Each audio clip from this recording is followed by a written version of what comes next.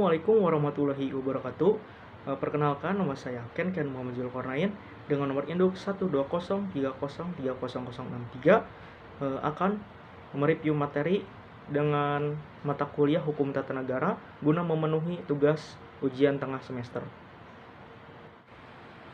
Pada pertemuan kedua dengan judul Hakikat Ilmu. Yunani tahun 600 sebelum Masehi sampai 200 sebelum Masehi, mitos atau mitologi. Yunani pada saat itu merupakan suatu negara yang mengorbitkan filsuf-filsuf yang cerdas dan juga kritis. Dan di Yunani ketika itu sangat kental dengan mitosnya. Yang pertama mitos logos, perlu pengujian kebenaran atau teori. Yang kedua filsuf, terdapat beberapa pemikir yang muncul pada saat itu, yakni Thales, Anaximandor, Anaximenes, Pythagoras, Socrates, Plato, Aristoteles, Plotinus. Dan yang paling terkenal itu Socrates, Plato, serta Aristoteles. Yang ketiga ilmu. Ilmu merupakan pengetahuan yang sistematis dan ilmu itu tingkatnya lebih tinggi daripada pengetahuan. Selanjutnya ada hukum tata negara. Menurut istilah constitutional law atau state law dalam bahasa Inggris, droit constitutionnel dalam bahasa Prancis, dan strict dalam bahasa Belanda. Pengertiannya, sekumpulan peraturan hukum yang mengatur organisasi negara, hubungan antar kelengkapan negara baik dalam garis horizontal maupun vertikal, serta kedudukan warga negara dan hak-hak asasinya. Sumber hukum tata negara diantaranya hukum internasional yang telah diratifikasi menjadi hukum nasional. Yang kedua ada peraturan perundang-undangan tertulis, wujudnya UU, PP, Perjanjian, dan lain-lain. Nilai konstitusional yang tak tertulis atau hukum adat. Jurisprudensi peradilan, constitutional convention, kebiasaan tata negara, doktrin ilmu hukum yang telah menjadi plus communist opinion doctrine. Temuan ketiga dengan judul asas-asas hukum tata negara. Asas sendiri ada yang menyebut sebagai karakter, prinsip, dan ciri khas. Asas hukum tata negara yang menjadi objek ialah negara. Bentuk negara hukum. Yang pertama ada individualis, kedua ada sebuah negara membebaskan atau memberikan kemerdekaan pada masyarakatnya untuk kehidupan berbangsa dan bernegara. Contoh Amerika. Selanjutnya negara atau Northwestern States, penjaga malam. Negara ini hadir apabila suatu keadaan membutuhkan kehadiran negara tersebut. Pada posisi ini negara tidak bersifat membebaskan atau mendominasi. Selanjutnya ada monopoli. Sebuah negara bersifat dominan yang mana sampai kepada hal-hal yang detail. Selanjutnya ada material. Poin pertamanya kolektif, sebuah sikap negara hukum bersifat konsensus masyarakat, negara, dan pemimpin negara untuk menciptakan suatu cita-cita yang diinginkan bersama. Ada juga dominasi negara, sebuah sikap negara yang tidak memberikan ruang atau partisipasi politik kepada masyarakat negaranya karena lebih cenderung mendominasi atau monopoli sebuah keadaan serta dipaksa untuk mengikuti yang dicita-citakan negara tersebut. Selanjutnya ada welfare states, sebuah negara yang bercita-cita ideal dipenuhi dengan kesejahteraan karena menggabungkan antar kolektif serta dominasi negara menjadi keseimbangan, dan ada yang disebut check and balance negara dan pemasyarakatan negara. Asas-asas hukum tata negara. Asas negara kesatuan. Yang pertama ada desentralisasi atau pelimpahan kewenangan. Pelimpahan sebagai kewenangan negara kesatuan atau negara pusat terhadap pemerintahan daerah yang biasa disebut otonomi daerah. Yang kedua ada dekonsentrasi, penyelenggaraan pemerintah pusat yang dilimpahkan ke daerah. Selanjutnya ada tugas pembantuan. Pada pertemuan keempat dengan judul tipe dan bentuk susunan negara. Dalam hal ini di sebelumnya terdapat perbedaan antara bentuk dan sistem pemerintahan dengan bentuk negara dan tipe negara, yang dimana kedua hal itu jelas berbeda. Di mana tipe dan susunan negara itu lebih mengenai kondisi negara. Bagaimana kondisi sistem kekuasaan di suatu negara tersebut kala pemerintahan bagaimana menjalankan kekuasaan dalam sistem sebuah negara tersebut. Sedangkan bentuk lebih menekankan kepada model atau ciri cara menjalankan kekuasaan. Maka secara dua tipe diantaranya negara kesatuan dan negara serikat. Yang pertama adalah negara kesatuan atau unit states. Itu ada vertical management model Inggris dan Jepang, central representative model Swedia, Spanyol, dan Denmark. Terus ada unification model yaitu Belanda, ada mixed model itu Prancis. Jadi model itu adalah bentuk kenegaraan atau sistem model pemerintahannya terdapat yang vertikal, sentral, modifikasi, ataupun menggabungkan ketiga hal itu. Karakter di negara kesatuannya diantaranya yang pertama ada satu konstitusi yang berlaku atau diakui, yang kedua ada pemerintahan di tingkat pusat atau bersifat sentralistik, yang ketiga ada satu kewarganegaraan, yang keempat satuan pemerintah lokal yang merupakan subdivisi pemerintah pusat, yang kelima ada dominasi pusat yang sangat kuat. Pada pertemuan 5 berjudul bentuk pemerintahan. Yang pertama ada pemerintahan autoroksi.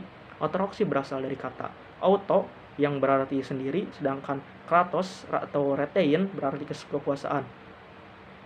Jadi dapat disimpulkan autoroksi adalah negara di mana pemerintahan negara itu benar-benar hanya dipegang atau dilaksanakan oleh satu orang saja atau tunggal. Yang kedua ada pemerintahan oligarki. Oligarki adalah sebuah struktur pemerintahan di mana kekuasaan berpusat hanya pada sekelompok orang, maka oligarki ialah sekelompok yang memang menguasai negara tersebut.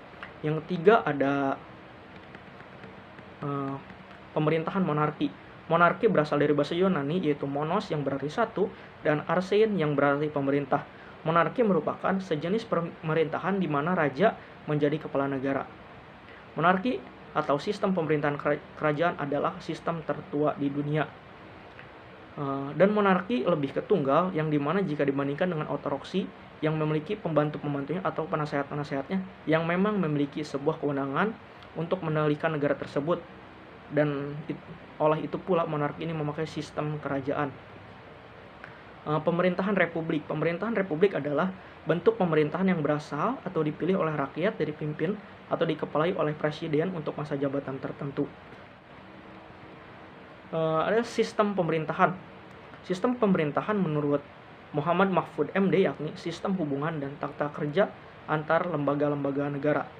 Lalu sistem pemerintahan terbagi menjadi dua, yaitu yang pertama presidensial, indikator dalam sistem pemerintahan presidensial yaitu diantaranya kepala negara menjadi kepala pemerintahan atau eksekutif. Yang kedua, pemerintahan tidak bertanggung jawab kepada parlemen atau DPR. Parlemen dan pemerintah adalah sejajar. Yang ketiga, menteri-menteri diangkat dan bertanggung jawab kepada presiden. Yang keempat, eksekutif dan legislatif sama-sama kuat. Yang kedua ada parlementer. Indikator dalam sistem pemerintah parlementer yakni diantaranya yang pertama, kepala negara tidak berkedudukan sebagai kepala pemerintah karena ia lebih bersifat simbol nasional atau pemersatu bangsa. Yang kedua, pemerintah dilakukan oleh sebuah kabinet yang dipimpin oleh seorang perdana menteri. Yang ketiga, kabinet bertanggung jawab kepada dan dapat dijatuhkan oleh parlemen melalui mosi tidak percaya. Kedudukan eksekutif kabinet lebih rendah dan bergantung kepada parlemen. Pada pertemuan ke-6 berjudul negara otoroksi dan demokrasi modern. Negara otoroksi disebut juga dengan otoroksi ialah sebuah sistem pemerintahan yang dimana hanya satu orang, yaitu seorang otorat, memegang sebuah kekuatan politik, ekonomi, sosial, dan militer. Aturan dan dalam otorat ini tidak terbatas dan absolut dan tidak tunduk batasan hukum atau legislatif. Otoroksi itu sendiri berasal dari dua kata, yaitu bahasa Yunani kuno yaitu autos dan kratos. Autos yang berarti diri dan kratos yang berarti kekuatan. Maka jika dinamakan keduanya adalah kekuatan yang dipegang oleh seorang. Dalam bahasa Yunani abad pertengahan, kratos ini digunakan oleh siapapun yang memegang gelar kaisar emperor tanpa pertimbang kekuasaan kaisar tersebut sekuat apa. Di samping itu, otoroksi pun lebih cenderung bersifat profesional dibandingkan kerajaan yang bersifat keturunan dan semau dia. Karena merasa hanya dia yang memiliki kerajaan tersebut, dalam otoroksi, karena sifatnya profesional, ia pun melibatkan pembantu-pembantu penasehat-penasehat politik ataupun ada kabinet-kabinet yang membantu seorang otraktor tersebut dalam melaksanakan kekuasaannya. Adapun otoroksi modern, terdapat beberapa indikator dalam otoroksi modern, diantaranya sistem satu partai atau partai tunggal. Selanjutnya ada menghimpun kekuasaan sebesar mungkin pada tangan negara. Ada organisme yang dianggap sebagai suatu kesatuan yang mempunyai dasar hidup serta kehidupan dan mempunyai kepentingan sendiri serta kepribadian. Penentuan wakil rakyat masih dominan penguasa, eksekutif dominan, walaupun otoroksi modern bersifat tunggal dan dalam pengendalian kekuasaan, namun dia masih bersifat profesional, berbeda dengan sistem kerajaan atau monarki. Selanjutnya ada demokrasi modern. Demokrasi ini merupakan kebalikan dari otoroksi. Jika otokrasi itu satu orang tunggal yang memegang kekuasaan, maka demokrasi ini keterlibatannya yang dimana-mana semua punya hak untuk memegang kekuasaan dan mengalihkan kekuasaan. Karena yang menjadi dasar kebijakan demokrasi ini adalah kedaulatan rakyat. Terucap kedaulatan rakyat, maka kepentingan umum dan kepentingan maslahat yang diutamakan. Pertemuan 7 dengan berjudul Kekuasaan dan Lembaga Negara-Negara. Pelaksanaan pembatasan kekuasaan negara.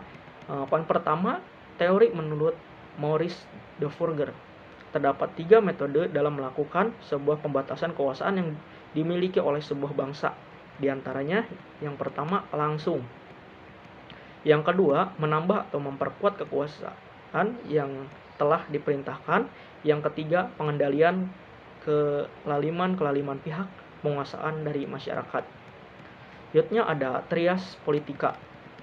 Ketahui trias politika ini sudah lahir di Prancis, maka terdapat beberapa fungsi di dalamnya, yakni fungsi diplomasi, fungsi defensi, fungsi finance, fungsi justice, dan fungsi polis.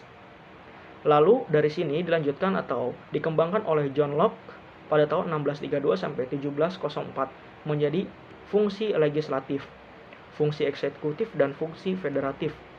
Dan yang terakhir dipertegas oleh Montesquieu pada tahun 1748 dalam bukunya, yaitu L'Esprit, The Spirit of the Law, membagikan kekuasaan menjadi 3 hal, diantaranya legislatif, eksekutif, yudikatif. Terima kasih, mohon maaf bila ada kesalahan. Billahi taufiq wal hidayah. Wassalamualaikum warahmatullahi wabarakatuh.